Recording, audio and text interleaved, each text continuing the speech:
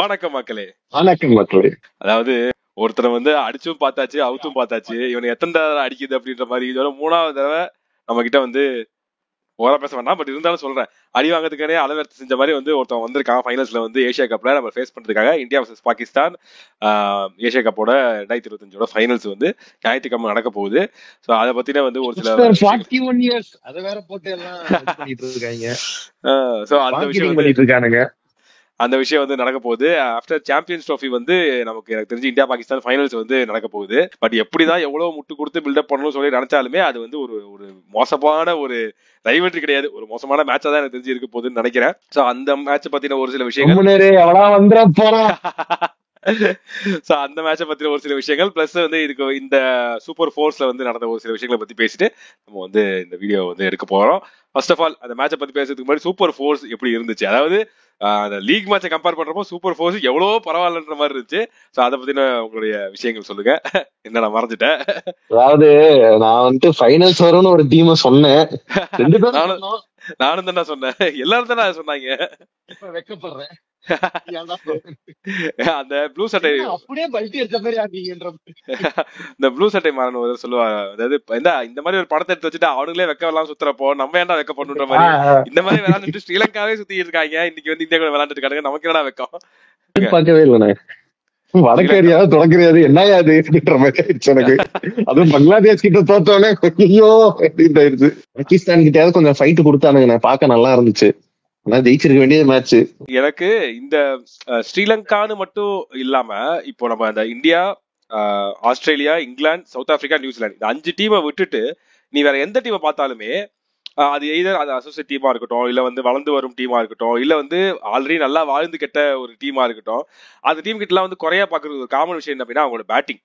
ஒரு super star batter இல்ல வந்து ஒரு ஸ்ட்ராங்கான பேட்டர், இம்பாசிபிள் சேசஸ் வந்து பண்ணி கொடுக்கக்கூடிய ஒரு பேட்டர், இல்ல வந்து ஃபர்ஸ்ட் பேட்டிங் பண்றப்ப கூட வந்து மத்த எல்லாருமே ஃபெயில் ஆனவே அவர் ஒருத்தர் வந்து ஒரு T20ல வந்து ஒரு 80-90 ரன்ஸ் அடிச்சு கொடுக்கறதோ, இல்ல ஒன் டேல வந்துட்டு ஒரு 100-120 சொல்லி மேசிவ் ஸ்கோர்ஸ் அடிக்கக்கூடிய பேட்ஸ்மேன் வந்து இந்த மீதி டீம்ஸ் கிட்ட வந்து இல்லவே இல்லை.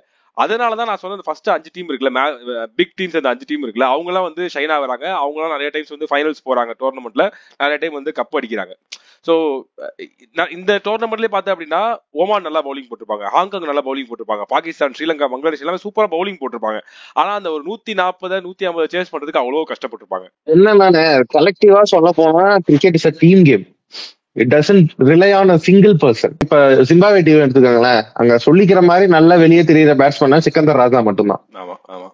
ஆனா அதே டீம்ல ஒரு சிக்கந்தர் ராஜா, இன்னொரு விராட் கோலி மாதிரி ஒரு ஆளோ, இல்ல விராட் கோலி அளவு கூட இல்ல, மயங்க் அகர்வால், அந்த மாதிரியான கொஞ்சம் சென்சிபிள் பிளேயர்ஸ், இந்த மாதிரியான ஒரு டேலண்ட்ஸ் இருந்துச்சுன்னா எல்லா டீமுமே எந்த ஸ்கோரை வேணாலும் அடிக்கக்கூடிய ஒரு டீம் தான். லேக் ஆஃப் டேலண்ட்னு சொல்லலாம் இத. அந்த ஊர்ல மேபி மணி இல்லாம இருக்கலாம், சில அசோசியேட் நேஷன்ஸ்ல மணி இல்லாம இதெல்லாம் பண்ண முடியாத ஆட்கள் டேலண்ட் இருந்தும் அப்படியே விட்டலாம். ஆனா என்னை பொறுத்த வரைக்கும் இந்தியால வந்துட்டு அவ்வளோ லைக் அபண்டன்ட் டேலண்ட்ஸ் இருக்குது. சும்மாவே தெருக்கு முனை சூப்பரா ஆடுறவனா பாப்பேன், தம்பி வரியா நான் கிரிக்கெட் பால் மேட்ச் கூப்பிட்டு போறேன் அப்படின்ட்டு ஒரு அண்ணன் கூப்பிட்டு போவாரு. அதுல இருந்து அவன் லைஃப் மாறி இருக்கும். அதான் சொல்றேன், இங்க வந்து அபண்டன்ட் டேலண்ட் இருக்கு, இடம் இல்லாம இருக்கு. அங்க இடம் இருக்கு ஆனா காசு இல்ல டேலண்ட் கொஞ்சம் வளர்த்துக்க வேண்டியது நிறைய இருக்குது. ஸ்ரீலங்கா கிட்டே நான் பார்த்த பிரச்சனை அதுதான். அந்த ஒரு டிட்டர்மைண்டா இருக்க பிளேயர்ஸ், நான் ஜஸ்ட் நம்ம இதுல பார்த்தா அப்படின்னா தோனி மாதிரி ஒரு ஆளு, கோலி மாதிரி ஒரு ஆளு, ரோஹித் சர்மா மாதிரி ஆளு, ஹர்திக் பாண்டியா மாதிரி ஆளு அந்த கேமை வந்து பினிஷ் பண்ணி கொடுப்பாங்க. யார் வேணா அவுட் ஆயிட்டு போ, நான் இருப்பேன் கடைசி வரைக்கும் அந்த டிட்டர்மைண்டா ஆடுற ஒரு ஆட்கள். ஒரு காலத்துல எப்படி இருந்த பங்காளின்ட்டு லைன் அப்பே பார்த்தா உப்பல் தரங்க, சனத் ஜெயசூர்யா, 1 down வந்துட்டா ஜெயவர்தன, 2 down சங்கக்காரா, வான் குலசேகரா வரைக்கும் ஆடுவானுங்க நல்லா. ஆமா பேட்டிங் ஆடுவானுங்க எல்லாருமே, நிறைய பேருன்னு. அவனுங்க கிட்டே நல்ல டேலண்ட்ஸ் இருந்தது. என்ன ஆச்சு ஏதா அத்தனைக்கு சின்ன நாடு, ரொம்ப சின்ன நாடு, சின்ன ஐலாண்ட், அதுலயே அவ்வளவு டேலண்ட் இருந்து லைக் அழகா ஒரு டீமை பில்ட் பண்ணி வந்துட்டு இப்ப வேர்ல்டு கப் அடிச்ச டீம் எல்லாம் பார்த்தோம்னா சரியான டீம். அவரு கேப்டன்சி பண்ணாரு ரணதுங்கா, இந்த டீம் எல்லாம் சரியான டீம். அதுக்கப்புறம் இப்போ 2011 ஃபைனல்ஸ் வந்த டீமே சரியான டீம். அது அடிச்சிரும் தான் நான் நினைச்சேன், கடைசியா நம்ம வந்து காப்பாற்றி விட்டாரு. நம்மளால நான் கம்பீர சொன்னேன், தோனி சொல்லல. சரி, அது கம்பீர். இது வந்து டீம் கேம், ஒரு நாள் மட்டும் சொல்ல முடியாது, எல்லாருமே பண்ணாங்க. பட் ஓகே, இப்போ ஸ்ரீலங்கா வந்து தோக்குறதுன்றது அது பாக்குறதுக்கு லைக் நம்ம நினைச்சோம், ஓகே இது வந்து இந்த டோர்னமெண்ட் தான் அவங்களுக்கு வந்து ஒரு டெவலப்பிங் டோர்னமெண்டா இருக்கும், இதுல கொஞ்சம் ஃபைனல்ஸ் வந்தோம் இல்ல இதுல வின் ஆனாலும் அது அவங்களுக்கு அடுத்த ஸ்டெப்பா இருக்கும்னு நினைச்சோம். பட் வந்து அது அவங்க அப்படி பண்ணவே இல்லை, அது வந்து மோசமான விஷயமா போயிடுச்சு. இன்னைக்குமே வந்து இன்னைக்குன்னு பார்த்து நல்லா விளையாட்டு இருக்காங்க. ஆனா பவுலிங் இன்னைக்கு வந்து கொஞ்சம் பவுலிங் மோசமா இருந்துச்சு. மேட்ச் வந்து ஆன் கோயிங்ல இருக்குது இப்போ இந்தியா ஸ்ரீலங்கா மேட்ச். அடுத்தது பார்த்தா அப்படின்னா பாகிஸ்தான் அண்ட் பங்களாதேஷ் லைக் இதுல வந்து இந்த சூப்பர் ஃபோர்ஸ்லேயே பயங்கரமா எல்லாருக்கும் டஃப் கொடுத்த ஒரு ஆள் பார்த்தா அப்படின்னா அது வந்து பங்களாதேஷ். பயங்கரமா விளையாண்டாங்க. அதாவது அவங்களோட கேப்டன் வந்து இன்ஜுரி ஆகி போயிட்டாரு. அதுக்கப்புறம் வந்து ரீப்ளேஸ்மெண்டா ஒரு கேப்டன் வந்ததாப்ல. ஸோ எனக்கு பேர்லாம் கரெக்டா நீ ஞாபகம் இல்லை, அதனாலதான் வந்து ரீப்ளேஸ்மெண்ட் கேப்டன் ரீப்ளேஸ்மெண்ட் கேப்டன் பேர் அலி. சோ அவங்க எல்லாருமே வந்து அவர் பார்ட் டைமா தான் விக்கெட் கீப் பண்ணாரு அந்த மேட்ச். ஆமா ஆமா, வேற வழி இல்லாம விக்கெட் கீப்பிங் வந்து பண்ண வேண்டிய நிலைமை இருந்துச்சு, வேற வழி இல்லாம கேப்டன்சி பண்ற நிலைமை வந்துச்சு. பட் இருந்தாலுமே இருக்கிற ரிசோர்ஸை வச்சுக்கிட்டு எந்த அளவுக்கு பவுலிங்ல அகைன் இவங்கள்ட்டையும் பவுலிங் பயங்கர ஸ்ட்ராங்கா இருந்துச்சு. எந்த அளவுக்கு பவுலிங்ல வந்து மிரட்ட முடியுமோ அந்த அளவுக்கு வந்து ஸ்ரீலங்கா வந்து மிரட்டி அடிச்சு முடிச்சு விட்டாங்க. பாகிஸ்தான் கிட்டே ஆல்மோஸ்ட் ஜெயிச்சுக்க வேண்டியது, நல்லா பவுலிங் போட்டு ஒரு டீசென்டான ஸ்கோர் தான் வந்து சேஸ் பண்ண போனாங்க. 140 கிட்டே நம்ம சேஸ் பண்ண போனாங்க. பட் அதையுமே வந்து சேஸ் பண்ண முடியாம ரொம்ப கஷ்டப்பட்டு மடிஞ்சு உழுதுட்டாங்க பங்களாதேஷ். சோ இது எல்லாமே இந்த டீம், அதாவது நான் அவ்வளவு ஸ்ட்ராங்கா இருக்கா இல்ல நீங்களா இவ்வளவு வீக்கா இருக்கீங்கன்ற மாதிரி இவங்களா இவ்வளவு வீக்கா இருந்ததுனால பாகிஸ்தானுக்கு அது நல்லதா போச்சு. இந்தியா கிட்ட எவ்வளவுதான் மறுபடியும் அடி வாங்கினாலுமே மத்த டீம் கிட்ட வந்து போட்டு ஜெயிச்சு திரும்பவும் வந்து இந்தியா கிட்டே திரும்பவும் வர்றாங்க. பாகிஸ்தானை வந்து பங்களாதேஷை ஒரு பக்கம் பீட் பண்ணி இவங்களை ஸ்ரீலங்கா ஒரு பக்கம் பீட் பண்ணி இப்ப இந்தியா வந்து கடைசியில ரெண்டு பேர் கண்டுபிடிச்சிட்டு இருந்தாங்க. அவ்வளவுதான் சார் பசங்க இந்த மாதிரி இந்தியா ஆட்குள்ள பண்ணுவீங்க, நீ பண்ண மாட்டேன்.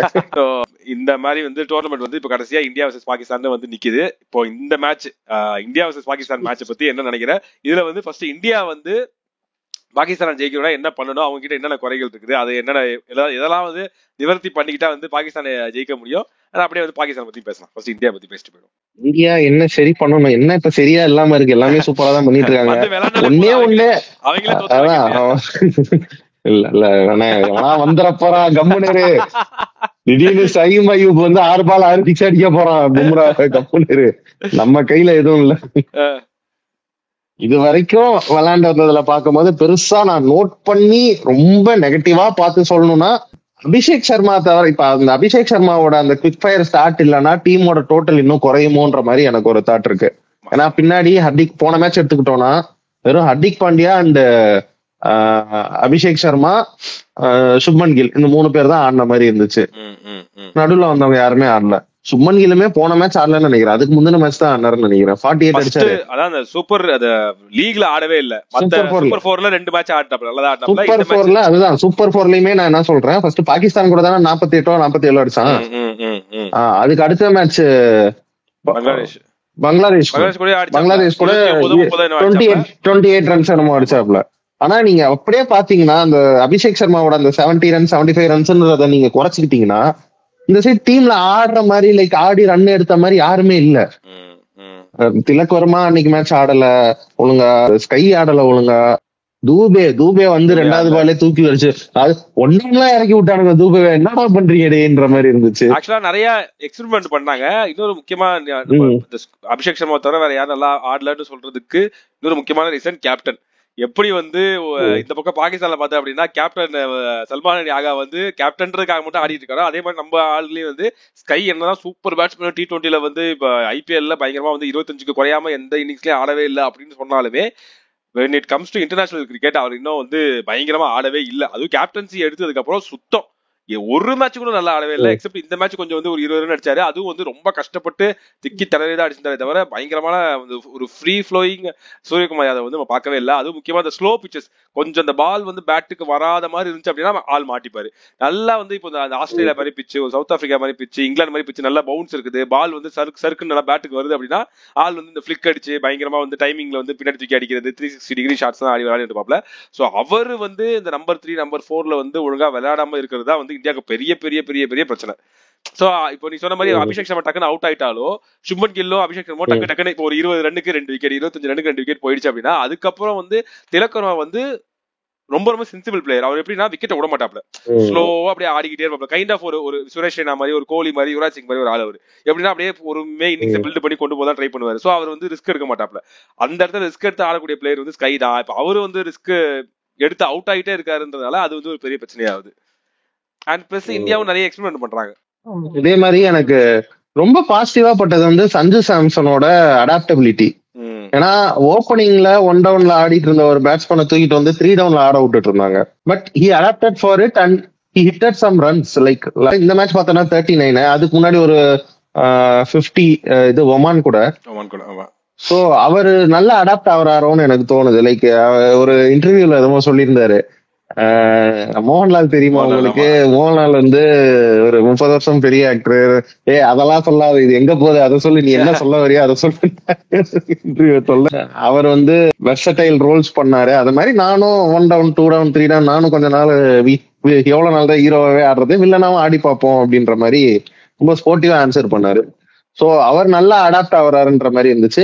இன்னொரு சைடு இன்னொன்னு என்ன டிராபேக்கா எனக்கு ஃபீல் ஆச்சுன்னா, when Bumrah misses out a match, the bowling lineup seems to be எப்படி சொல்றது, ரொம்ப கேவலமான ஒரு பவுலிங் லைனப், அசோசியேட் டீமோட கேவலமான ஒரு பவுலிங் லைனப்ன்ற மாதிரியான ஒரு பிம்பத்தை உருவாக்குது. அடி அடின்னு இப்ப இன்னைக்கு ஸ்ரீலங்கா மேட்சா இருக்கட்டும், இதுக்கு முன்னாடி நம்ம வந்துட்டு ஒமான் கூட தான் நினைக்கிறேன், அஷ்தீப் சிங்லாம் லைக், அதாவது இந்தியாவோட T20I விக்கெட் டேக்கர்ஸ் லிஸ்ட்ல ஃபர்ஸ்ட் இருக்கிற அஷ்தீப் சிங் ரஸ்டி ஆயிட்டாரா என்னன்னு தெரியல. அது உனக்கு பவுலிங் போட தெரியுமாடான்ற அளவுக்கு போட்டுக்கிட்டு இருக்கிறான்.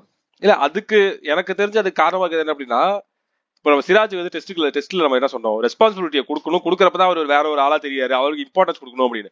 அதே அர்ஷதீப் இருக்கும். நீ வந்து ஒவ்வொரு டூருக்கும் கொண்டு போயிட்டு உட்கார வச்சு ஒரு number 1 T20 bowler, number 1 left hand fast பவுலரை வந்து நீ உட்கார வச்சு கூட்டு வந்துட்டு இருக்கப்போ அவருக்கு என்ன தெரியும், சரி வேற வழி இல்ல, சும்மா எல்லாரும் ரெஸ்ட் பண்றப்பதான் நம்மள ஆட விடுறாங்க, இது வந்து அவ்வளவு முக்கியமான மேட்ச்லாம் கிடையாது. இப்போ ஸ்ரீலங்கா மேட்ச் பார்த்தா அப்படின்னா அவ்வளவு முக்கியமான மேட்ச்லாம் கிடையாது. சோ அந்த ஒரு மைண்ட் செட்ல உள்ளார வரப்போ அந்த பிளேயருக்கு இருக்கிற ஒரு அந்த ஒரு எபிலிட்டியும், இது ஒரு முக்கியமான மேட்ச், நம்ம தான் நம்பர் 1 பவுலர், நம்மளதான் நம்பி இருக்குது டீம், அப்ப நம்ம பெர்ஃபார்ம் பண்ணுன்றப்போ அது அப்போ இருக்கிற ஒரு அஷ்தீப் சிங் அப்போ இருக்கிற ஒரு பிளேயருக்கு இருக்கிற டிஃபரன்ஸுமே வந்து அது ஒரு டிஃபரெண்ட் தானே. சோ அதுதான் எனக்கு தெரிஞ்சு அவரை வந்து டிஸ்டர்ப் பண்ணுதுன்னு நினைக்கிறேன் அஷ்தீப் சிங்க. நம்ம 1000 காரணம் சொல்லலாம். டீமுக்குன்னு 11 பேர் உள்ள நிக்கும் போது நீ சரி இப்ப நல்லா பெர்ஃபார்ம் பண்ணிட்ட, அடுத்த மேட்ச் உன்னை எடுக்கலன்னா யாரு உன்னை கேப்பா? இல்ல இப்போ கம்பீர் மாமா தானே கேட்பாங்க, பெர்ஃபார்ம் பண்றவன ஏன்டா எடுக்கலன்ட்டு. இப்பயும் கம்பீர் மாமா பெர்ஃபார்மன்ஸ் கொடுக்கணும்ல, இப்பயும் கம்பீர் மாமா கேட்டுறாங்க. இப்படி இந்த மேட்ச் நல்லா பெர்ஃபார்ம் பண்ணாலும் அடுத்த மேட்ச்ல எப்படி அஷ்தீப் சிங் இருக்க போறது கிடையாது. நீ தூபை எப்படி உள்ளார வந்துடுவாப்ல, பும்ரா உள்ளார வந்துடுவாப்ல. அண்ட் இப்ப அடுத்தது பார்த்தா அப்படின்னா இதுவே தூபை கொஞ்சம் நல்லா போட ஆரம்பிச்சிட்டா, ஹார்திக் பாண்டியா இன்னும் கொஞ்சம் நல்லா போட ஆரம்பிச்சிட்டா, அஷ்தீப் சிங் ரீப்ளேஸ்மெண்ட் பிளேயரா பெஞ்ச்லயே தான் உட்கார்ந்து இருக்கணும். சோ அதுதான் இங்க பிரச்சனை. நிறைய எக்ஸ்பிளைன் பண்றாங்க. சஞ்சு சாம்சன் நீ சொன்ன மாதிரி நல்லா அடாப்ட் பண்ணிக்கிறாரு, அது சஞ்சு சாம்சனுக்கு நல்லது. ஆனா அது வந்து எப்படி பார்த்தாலுமே ஹி இஸ் a misfit. இந்த டீம்ல பார்த்தா அப்படின்னா அவர் ஒரு மிஸ்ஃபிட் தான் அவரு. சோ அவர் வர்றதுனால திடீர்னு தூபே வந்து முன்னாடி அவன் தான் மெயின் கீப்பர், அவன் தான் உள்ள ஆடுவான். ஆமா, இப்போ தூபே திடீர்னு முன்னாடி இறக்குறாங்க. இப்போ தூபே வந்து நம்பர் 3ல அடாப்ட் பண்ண முடியாது, நம்பர் 4 அடாப்ட் பண்ண முடியாது. அவர் வந்து நம்பர் 5ல அந்த ஒரு ஸ்பின் ஹிட்டிங் ஒரு பர்சனா தான் வந்து பாக்குறாங்க. அவர் அப்படிதான் பிராக்டிஸ் ஆயிருக்காரு. அடுத்தது பார்த்தா அக்சர் பட்டேல் நம்பர் 4ல நம்பர் 5ல சூப்பர் ஆடி இருந்தாரு. அவர் நம்பர் 6 நம்பர் 7ல வந்துட்டு இருக்காரு. ஹார்திக் பாண்டியோட பிளேஸ் மாறுது. சோ இப்படி சாம்சனோட பிளேஸே மாறுது. இப்படி வந்து அந்த ஒரு பிளேயரை வந்து மேட்ச் பண்றதுக்காக உள்ள வைக்கிறதுக்காக மத்த எல்லாரையும் சுத்தி ஆட வச்சிருக்காங்க. இது வந்து இந்த டோர்னமெண்ட்டுக்கு ஓகே. இந்த டோர்னமெண்ட்ல இந்தியாவுக்கு இந்தியாவுக்கு பாதி கூட இந்த மீதி டீம்ஸ் கிடையவே கிடையாது. ஆனா இதுவே நீ T20 வேர்ல்டு கப்னு போறப்போ ஆஸ்திரேலியா வருவான், சவுத் ஆப்பிரிக்கா வருவான், நியூசிலாந்து வருவான், இங்கிலாந்து வருவான். அவங்க கிட்ட எல்லாம் போயிட்டு இந்த ஒரு கிம்மிக்ஸ் எல்லாம் காமிச்சிட்டு இருக்க முடியாது, இந்த ஒரு எக்ஸ்பெரிமெண்ட் எல்லாம் பண்ணிட்டு இருக்க முடியாது. அப்ப போறப்போ செல்லான லைன்அப்ல போனோம். அது எப்படி போறாங்க தெரியல. அதுக்குதான் இந்த டைம்ல எக்ஸ்பெரிமெண்ட் பண்றாங்க. பட் எப்படி போய் இது முடிய போகுதுன்றது தெரியல. இது பாகிஸ்தான் கூட என்ன ஆக போகுதுன்னு தெரியல. ஏன்னா இந்த சாம்பியன்ஸ் ட்ரோஃபிலயும் வந்து இப்ப இன்னைக்கு ஒரு மீம் ஒன்று பார்த்தேன், ரீல் ஒன்று பார்த்தேன். சாம்பியன்ஸ் ட்ரோஃபிலயும் அவங்க வந்து லீக் மேட்ச்ல இவனுங்க 300 அடிச்சு அவனுங்களை 160 அவுட் ஆகினானுங்க. அப்படியே ஃபைனல்ஸ் வந்து ரிவர்ஸ் ஆச்சு. அவனுங்க 330 அடிச்சு நம்ம ஆளுங்க 150 அவுட் ஆனானுங்க. சோ அப்படி எதுவும் வந்து புல் ஆஃப் பண்ற போறானுங்க ஒரு பயமும் ஒண்ணு இருக்குது. இன்ஸ்டாகிராம் பக்கம் போக முடியாது, பாகிஸ்தானி மீம்ஸ் எல்லாம் நம்மளுக்கு ஃபீட்ல வரும். என்னடா என்ன ஒரே பச்சை கலரா வந்துகிட்டு இருக்குது. சோ இது ஒரு பிரச்சனை. பட் வந்து பாசிட்டிவ்னு பார்த்தோம் அப்படின்னா இந்தியா ரொம்ப சுமாரா பேட்டிங் ஆடினா கூட 170 அடிக்கிறாங்க.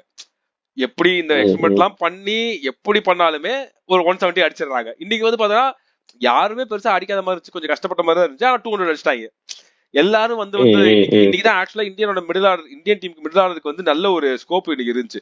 அபிஷேக் சர்மாவும் ஓரளவுக்கு சீக்கிரமா அவுட் ஆயிட்டாரு, சுப்மன் கிலும் ஓரளவுக்கு சீக்கிரமா அவுட் ஆனதுக்கு அப்புறம் எல்லாருமே கொஞ்சம் டைம் எடுத்து ஆடினாங்க. திலக் வர்மாவுக்கு டைம் கிடைச்சது, சஞ்சு சாம்சனுக்கு டைம் கிடைச்சது, வேற யாரு அக்சர் பட்டேலுக்கு டைம் கிடைச்சது. சோ எல்லாருமே இப்படி கொஞ்சம் டைம் கிடைச்சு மிடில் ஆர்டர் வந்து கொஞ்சம் ஓகே, நான் ஃபார்ம்ல இல்ல, கொஞ்சம் நான் பிராக்டிஸ் பண்ணிக்கிறேன் அப்படின்ற மாதிரி இன்னைக்கு கொஞ்சம் அவங்களுக்கு டைம் கிடைச்சு ஆடிட்டாங்க. அது ஒரு நல்ல விஷயம். அதுதான் சொல்றேன். இப்ப பும்ரா இல்லன்னா ஒரு மாதிரி இவனுங்களுக்கு பவுலிங் போட தெரியாத டீம் மாதிரி போட்டுட்டு இருக்கானுங்க. இதே குல்தீப் யாதவ், இதே வருண் சக்கரவர்த்தி தான் அவன் இருக்கும் போதும் போடுறானுங்க, இப்ப நல்லா போடுறானுங்க. என்ன ஒரு மென்டல் ஸ்டெபிலிட்டி என்ன ஒன்னும் புரியல. ஆனா இதே பும்ரா இல்லாத பல மேட்சஸ் நம்ம பார்த்திருக்கோம். அதாவது கடைசியா பும்ரா ஆன T20 மேட்ச் ஏசியா கப்புக்கு முன்னாடி வேர்ல்டு கப் அப்புறம் அவர் T20 மேட்சஸே ஆடல. ஹர்தீப் சிங் தான் ஒரு ஸ்பீரடா இருந்தாரு, இப்ப அவரே சப்ஸ்டியூட்ல இருக்கிறாரு. அப்படி இருந்து அதான் 53 மேட்சஸ் கிட்ட ஆடி இருக்கோம், அதுல 43 மேட்ச் நம்ம வின் பண்ணிருக்கோம். So pure dominance. அவ்வளவு பவுலிங் நல்லா இருந்திருக்கு, அவ்வளவு பேட்டிங் நல்லா இருந்திருக்கு, எல்லாமே நல்லா இருந்த ஒரு டீம் ஒரு ஆள் உள்ள வரும்போது அது ஏன் அந்த ஒரு ஒரு கலக்கம், ஏன் அந்த ஒரு மயக்கம் அப்படின்றது சுத்தமா தெரியல. அது கரெக்ட் தான். பும்ரா இல்லாம நம்ம வந்து மேபி அது இப்படியும் ஒரு சில நான் பாக்குறது என்ன அப்படின்னா, பும்ரா வந்து இப்போ வந்து ஃப்ரண்ட் லோட் பண்றாங்கல்ல, ஃபர்ஸ்டே 3 ஓவர் கொடுத்துட்றாங்க, கடைசியில தான் 1 ஓவர் வராங்க. அதுவுமே ஒரு எக்ஸ்பெரிமெண்ட் தான் நான் பாக்குறேன். எப்படின்னா பும்ரா இல்லாம டெத்ல எப்படி பண்றாங்க இந்தியன் டீம், ஒரு ஹர்திக் பாண்டியா மாதிரி ஆளை வச்சுக்கிட்டு, தூபே மாதிரி ஆளை வச்சுக்கிட்டு, குல்தீப் மாதிரி ஒரு ஆளை வச்சுக்கிட்டு எப்படி டெத்ல எப்படி சமாளிக்கிறாங்கன்றது கூட அவங்க டெஸ்ட் பண்ற மாதிரி இருக்கலாம். இந்த டோர்னமெண்ட்டே அவங்க வந்து ஃபுல் அண்ட் ஃபுல் ஒரு எக்ஸ்பெரிமெண்டா தான் பாக்குறாங்க. இதுல வந்து நம்ம வந்து கொரன் இப்ப நம்ம சொன்னது எல்லாமே கொரன் கிடையாது, இது இருக்கு, சின்ன சின்ன விஷயங்கள் இருக்குது, அது வந்து மேபி திருத்திக்கலாம் அப்படின்ற மாதிரி இருக்குது. ஆனா வந்து அவங்க பண்றதெல்லாம் மொத்தமா தப்பு அப்படின்னு நம்மளால சொல்ல முடியாது. அதுதான் நான் சொன்னேன், தேடி ஒரு நெகட்டிவ் எடுத்து சொல்லணும்னா தான் இந்த மாதிரி எல்லாம் நான் சொல்ல முடியும். மத்தபடி பாக்கும்போது ஜெயிக்கிறானுங்க, நல்லா பேட்டிங் ஆடுறானுங்க, நல்ல ஸ்கோரை போர்ட்ல போடுறானுங்க, டிஃபெண்டும் பண்றானுங்க, ஓகே இதுக்கு மேல என்ன ஒரு டீமுக்கு வேணும்ன்ற மாதிரியான இருக்கு. பட் நம்ம ஒரு டாமினன்ட் இந்தியன் டீமை பார்த்துட்டு அவங்க ஒரு இடத்துல ஏதோ ஒரு கஷ்டப்படும் போது, இன்னைக்கு மேட்ச் பாக்குறோம் 19 ஓவர்ல 103 அடிச்சிருக்கிறானுங்க ஸ்ரீலங்கா, 2 பேர் போலந்து அடிச்சுக்கிட்டு இருக்கிறானுங்க நம்ம பவுலர்ஸ். அப்படி பார்க்கும்போது ஓகே இதெல்லாம் கொஞ்சம் நெகட்டிவ் தான்ன்ற மாதிரியான ஒரு பிம்பம் வருது. இது இப்ப நம்ம பேசுனது எல்லாமே அவங்க எக்ஸ்பெரிமெண்ட் பண்றதுல நமக்கு வந்து ஓகே இது இப்படி இருக்குன்னு சொல்லி வச்சிருக்க விஷயம் தோணுது. ஆனா கண்டிப்பா இவங்க மாத்திக்கிட்டே ஆகணும்ன்ற ஒரு விஷயம் வந்து அவங்களோட ஃபீல்டிங். தி வொஸ்ட் ஃபீல்டிங் சைடு இந்த டோர்னமெண்ட் என்ன மேட்ச் மாத்தி மாத்தி கேட்ச் விடுறாங்க. அதாவது ஒரு நம்பர் பார்த்தேன், அதாவது எப்படின்னா 13 கேட்சோ என்னமோ விட்டுருக்காங்க இந்தியா, அவங்க தான் டாப்ல இருக்காங்க. மீதி எல்லாமே அதுக்கு அடுத்தது வந்து 9 கேட்ச் 8 கேட்ச் ஆஸ் டீமா பார்த்தா அப்படின்னா 13 கேட்சோ என்னமோ இந்த டோர்னமெண்ட். பாகிஸ்தான் மேட்ச் கூட தானே நிறைய பேர் டிராப் பண்ணது. அபிஷேக் சர்மா முதல்ல டிராப் பண்ணா, குல்தீப் யாதவ் கையில வர கேட்ச் டிராப். அதனால நம்ம சொல்லலாம் லைட்ஸ் வந்து அப்படி இருக்குது, இது அப்படி இருக்குது. அடாப்பா இன்னைக்கு ஸ்ரீலங்கா எப்படி கேட்ச் பிடிச்சானுங்க, எவ்வளவு அழகா நீங்க ஃபீலிங் பண்ணானுங்க. பேக்ல இப்படி ஓடி போய் அந்த கேப்டன் அசலங்காவா பின்னாடி போயிட்டு இப்படி கேட்ச் பிடிக்கிறான். பவுலிங் போட்டு ஒரு ஆள் வந்து துஷாரா துஷாரா யாரோ ஒரு ஆள் வந்து பவுலிங் போட்டே வந்து கேட்ச் பிடிச்சான் நினைக்கிறேன். ஃபாஸ்ட் பவுலர் ஃபைனல் ஓவர் வந்து போட்டானே சமீரா பவுலிங் போட்டுட்டு அவனே ஓடி போய் ஹை கேட்ச் வந்து சூப்பரா பிடிச்சான். சோ அதெல்லாம் பண்றாங்க. அது கண்டிப்பா இந்தியா வந்து அவங்களோட ஃபீல்டிங்கை வந்து மாத்திக்கிட்டே ஆகணும். ஏன்னா இன்டர்நேஷனல் ஸ்டாண்டர்ட்ஸ்ல பாக்குறப்போ நம்ம one of the best fielding சைடா இருந்தோம். பட் இப்போ வந்து இவ்வளவு கேட்ச் விடுறது வந்து ரொம்ப மோசமான ஒரு விஷயம். ஸோ இதெல்லாம் வந்து இந்தியா வந்து மற்றபடி நார்மலா இந்தியா அவங்களுடைய யூஸ்வல் கேம் ஆடினாலே வந்து ஜெயிக்கிறதுக்கு நிறைய சான்ஸ் இருக்கு. இன்னொரு பக்கம் நம்ம வந்து பாகிஸ்தானுக்கு வருவோம். பாகிஸ்தான் என்ன செய்ய வேண்டும்?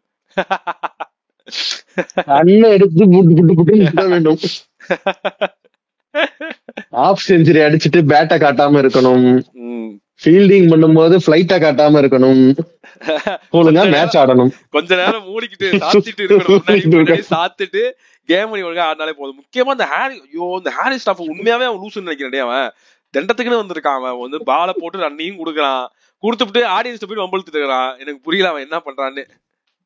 Man thinks he got 10,000 plus RR. Minus 10,000 RR போய்கிட்டு இருக்குது. பாகிஸ்தானுக்கும் பார்த்தோம்னா பேட்டிங்ல வந்து ஒண்ணுமே இல்ல. இந்த ஃபர்ஸ்ட் வந்து சைம் ஐபோ வந்து ஓவரா பில்டப் கொடுத்தானுங்க, 6 6 அடிப்பாங்க. மாத்திட்டாங்கல்ல, அவர் 1-1 பேட்டிங் ஆயிட்டாரு. இல்ல சமானம் அவன் பேர் என்ன, ஐயோ மறந்துட்டேன் டக்குன்னு. ஃபரான். ஆமா ஏதோ ஃபரான். நீ எந்த டவுன்ல இறக்கி விட்டாலும் கன்சிஸ்டன்டா ரன் அடிக்காம தான் இருக்காரு அவரு. கன்சிஸ்டன்சி அவர் மெயின்டைன் பண்ணிட்டே தான் இருக்காரு அவரு. அதே மாதிரிதான் அவர் கேப்டனும் சல்மான் அலி ஆகான்னு வைக்கிறதுக்கு போல ஆகா வலின்னு வச்சிருக்கலாம். எதுக்குமே பிரோஜனம் இல்லாம ஒரு பேட்டிங்ல ரன்னே அடிக்காம மிடில் ஆர்டர்ல வந்துட்டு டொக்கோச்சு அவுட் ஆயிட்டு போயிட்டு இருக்காப்ல. இதுக்கு ரிஸ்வானும் பாபர் அசமுமே இருந்துட்டு போயிருக்கலாம். அவனுங்களாவது 30 பாலுக்கு 30 அடிப்பானுங்க. அதுவுமே இல்லாம இங்க போயிடுச்சு. ஒரு பேட்டிங்ல ரொம்ப மோசமா இருக்காங்க. எக்ஸப்ட் வந்து நம்ம ஸ்டார் பேட்டர் அப்படின்னா நம்மளோட பிரீமியம் ஃபாஸ்ட் பவுலர் தான் வந்து ஸ்டார் பேட்டரா இருக்காரு. அவர் தான் வந்து கடைசியில அவர் அடிச்சு கொடுக்குற அந்த 20-25 ரன் வச்சுட்டு தான் இவங்க வந்து பொழைச்சிட்டு இருக்காங்க. கடைசியில 100-90 அவுட் ஆக வேண்டியது 120, 115, 125 போய் நிக்கிறது வந்து அவராலதான். அண்ட் நடுவில் வந்து விக்கெட் கீப்பர் பேட்ஸ்மேன் ஹாரிஸ் அவர் வந்து கொஞ்சம் ரன் அப்பப்போ வந்து அடிச்சு கொடுக்குறாங்க.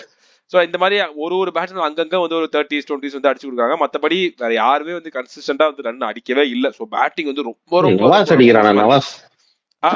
அவங்க எல்லாமே 15, 10, 15 அதுதான் சொல்றான். ஒரு 30, 20, 25 ரன்ஸ் அந்த மாதிரி தான் அடிச்சுட்டு இருக்காங்க. ரொம்ப கன்சிஸ்டன்டா இந்த அபிஷேக் சர்மா மாதிரியான ஒரு ஹிட்டிங் ஜோன்ல இருக்கிற ஒரு பேட்ஸ்மேனோ, ஹர்திக் பாண்டியா மாதிரி ஹிட்டிங் ஜோன்ல இருக்கிற ஒரு பேட்ஸ்மேனோ அந்த டீம்ல இல்ல பெருசா. மேபி ஹர்திக் பாண்டியா வேணா நான் சைன்ஸ் ஆஃப்ரிதி கூட கம்பேர் பண்ணுவேன். ஏன்னா அப்படி இருக்கு அவ்வளவுதான். மற்றபடி பிளேயரா கம்பேர் பண்ணல. ரன்ஸ் வைஸ் பாக்குற போது சைன்ஸ் ஆஃப்ரிதி வந்து more than a bowler he proved as a batsman in this tournament.